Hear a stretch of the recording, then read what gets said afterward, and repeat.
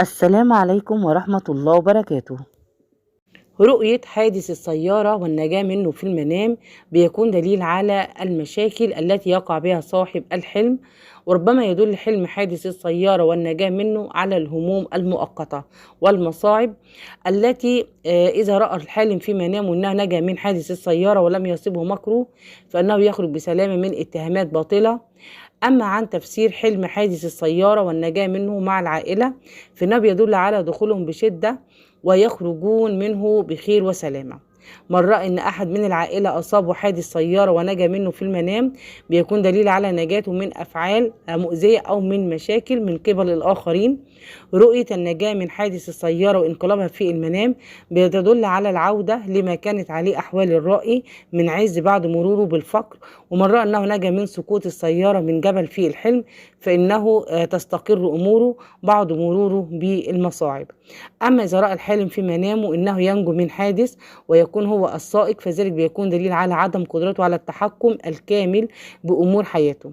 رؤية النجاة من الحادث وكان شخص مجهول بيقود السيارة في الحلم بتدل على النصائح الغير مجدية أو ذات نتائج عكسية. من رأى أنه يقود سيارة ومات أثر حادث في المنام بيكون دليل على عدم قدرته بالتحكم بأمور حياته وانحرافه عن الحق.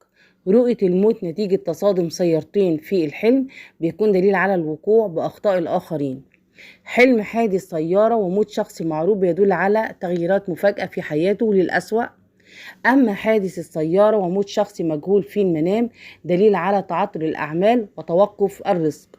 من رأى السيارة تنفجر ويموت في المنام فإنه يصيب ضرر كبير بماله وأعماله. حلم الموت بحادث انقلاب السيارة بيدل على تغييرات كبيرة تؤدي لقطع العلاقات مع الأقارب. وقد يدل حلم الموت في حادث سيارة ركاب على الكوارث التي تعم الجميع. من رأى أنه يموت بحادث سيارة شحن في الحلم فإنه يشقى من كثرة المسؤوليات على عاتقه. الموت بحادث سيارة فارهة في المنام بيدل على فقدان المنصب والسمعة بين الناس. حلم حادث سيارة شخص قريب بيدل على التغييرات الكبيرة التي تحصل في ماله أو أرزاقه. رؤية حادث السيارة مع شخص قريب في المنام بيدل على الشراكة الخاسرة الغير نافعة. من رأى شخص قريب يصيب ضرر أثر حادث سيارة في الحلم بيكون دليل على نقصان في هيبته وسمعته بين الناس. أما إذا رأى الحالم في منامه إن شخص قريب يتعرض لحادث سيارة وينجو منه فإنه يخرج من أزمة بعد شقائه وتعبه الشديد. وقد يدل حلم نجاة القريب من حادث السيارة على عودة رزقه وماله. طيب، وعن تفسير حلم حادث السيارة للأخ فإنه بيدل على فقدان السند والأمان. من رأى أن أخاه يصيب حادث سيارة وينجو منه في المنام بيكون دليل على عودة الدعم والحماية. ورؤية حادث السيارة للأخ وموته في الحلم بيدل على تعرضه للمرض الشديد. حلم حادث سيارة لصديق بيدل على حاجته للمساعدة والعون لمحنة يقع بها. سماع خبر تعرض الصديق لحادث سيارة في المنام بيكون دليل على الأخبار الصادمة الغير محببة. من رأى أن صديقه مات أثر حادث سيارة في الحلم بيكون دليل على ابتعاده عن منهج الحق واتباعه طريق السوء.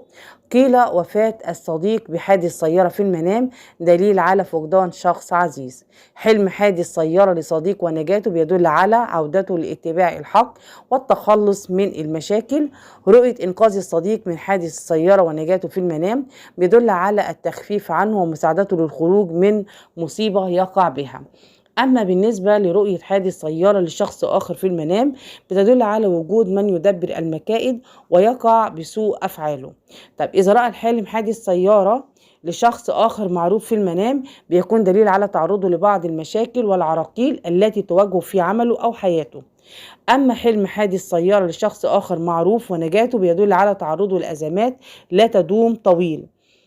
طيب، إذا رأيت في منامك حادث سيارة لشخص معروف ومات بيكون دليل على سفره القريب وانقطاع أخباره. وقد يدل حلم وفاة شخص معروف بحادث سيارة على إنها أذى يصيبه أو تصيب العائلة من سوء أعماله أو أعمال غيره يعني. أما بالنسبة لحادث سيارة لشخص مجهول بقى في المنام، بيكون دليل على تعرض الرائي لصدمة من خبر مزعج، أو بيدل حلم حادث سيارة لشخص مجهول على التعرض للكثير من الضغوطات التي لا يقوى الحالم على إدائها. طيب، من رأى حادث سيارة لشخص مجهول وينجو منه في الحلم، بيكون دليل على تخلصه من الأفكار السلبية التي تراوده. ورؤية حادث سيارة لشخص مجهول وموته في المنام بيدل على تعثر الأمور والأعمال. دي كانت حلقتنا النهاردة، أتمنى يكون التفسير عجبكم، والسلام عليكم ورحمة الله وبركاته.